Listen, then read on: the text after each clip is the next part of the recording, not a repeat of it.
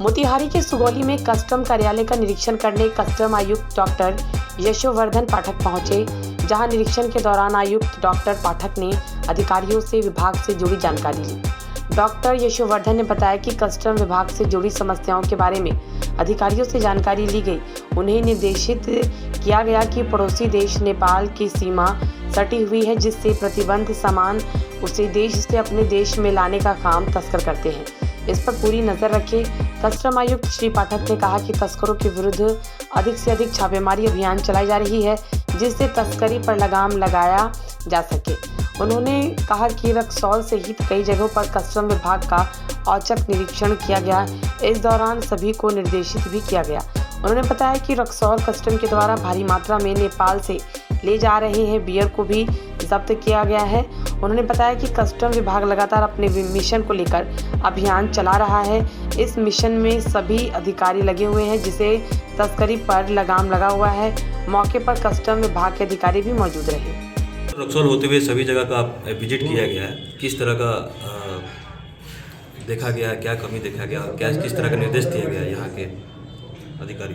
मोतिहारी जो हमारा ज़िला है और रक्सौल स्पेशली और उसके आसपास ये एक बॉर्डर एरिया है, तो यहाँ पे हम लोग अपने जो हमारे प्रिवेंटिव फॉर्मेशंस हैं, जो एंटी स्मगलिंग फॉर्मेशंस हैं, उनको चुस्त दुरुस्त करने के लिए समय समय पर हम लोग आते हैं, ताकि जो नेपाल बॉर्डर से स्मगलिंग या उस तरह की जो कार्रवाई की जो घटनाएं होती हैं, उसको हमारे अफसर और मोटिवेट हों और उस तरह के सीजर्स करें वो जो इलीगल तरीके से वहाँ से नेपाल से भारत में आते हैं सामान। उसी सिलसिले में कल रक्सौल बॉर्डर पे हमारे अधिकारियों ने 36 बियर के कैंस पकड़े हैं, उसको सीज किया है और उसको फिर स्टेट एक्साइज डिपार्टमेंट को हैंड ओवर किया। और एक ये बड़ी हम लोग के लिए थोड़ी सोचने वाली भी बात है, क्योंकि वो एक जो मेन मैत्री ब्रिज है, मैत्री ब्रिज से वो ला रहे थे उस 36 बियर के कैंस को, और महिंद्रा गाड़ी में इसमें थी। तो इस तरह की घटनाएं होती हैं और हमारे ऑफिसर्स जो हैं वो अलर्ट हैं।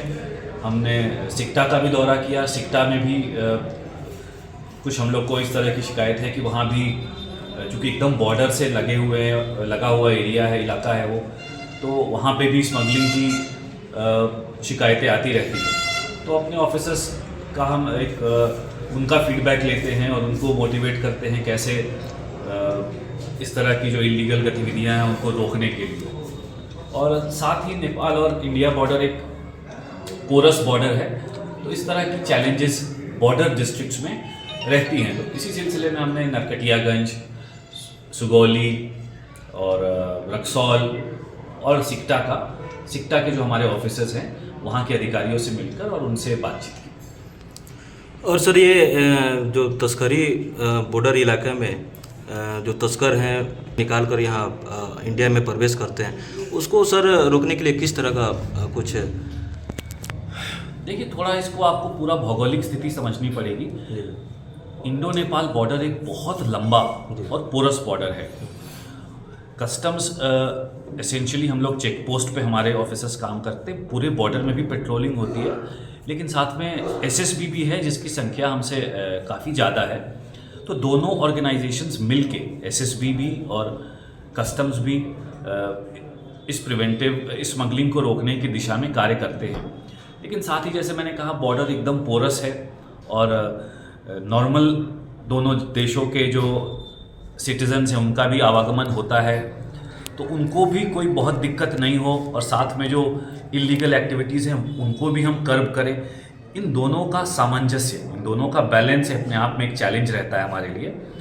तो उस दिशा में हमारे ऑफिसर्स रेगुलर प्रयास करते हैं, प्रिवेंटिव चेक्स होते हैं, गाड़ियों को रोका जाता है, देखा जाता है, और इंटेलिजेंस का जो हमारा नेटवर्क है, हमारे अधिकारी जो स्पेसिफिक सूचनाएं मिलती हैं, कुछ हमारे इन्फॉर्मर्स होते हैं, इस तरह की बातें होती हैं। हम लोग ट्रेड को मॉनिटर करते हैं और जहां ऐसी संभावना लगती है कि कुछ इलीगली लाया जा रहा है, उस पे उसका सीजर होता है, उसके खिलाफ कार्रवाई होती है। और समय समय पर बहुत सी प्रतिबंधित वस्तुएं जैसे चाइनीज़ लहसुन है, सिगरेट्स हैं और इलेक्ट्रॉनिक के सामान हैं, तमाम वस्तुएं हैं जो इलीगली रूट, जो ऑथराइज्ड रूट हैं उसके अलावा जो आपने कहा ऑफ रूट से आते हैं, उनका रेगुलर सीजर होता है।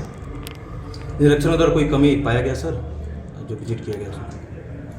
देखिए, कमी पाया गया मैं ऐसा नहीं कहूँगा, लेकिन ये एक चैलेंज है। ये एक, जैसे मैंने कहा कि ये एक ओपन बॉर्डर है, तो हम जब घूमते हैं, जब हम उस बॉर्डर में जाते हैं तो परिस्थितियाँ बदलती हैं, उसकी भौगोलिक स्थिति देखते हैं और हम नई स्ट्रैटेजी बनाते हैं। बिकॉज जो ये तस्कर होते हैं ये भी देखते हैं कि भाई किस तरीके से हम लोग अगर एक फिक्स्ड पैटर्न पे चलें तो तस्कर भी अलर्ट हो जाते हैं और वो नया स्टाइल शुरू करते हैं तस्करी के लिए।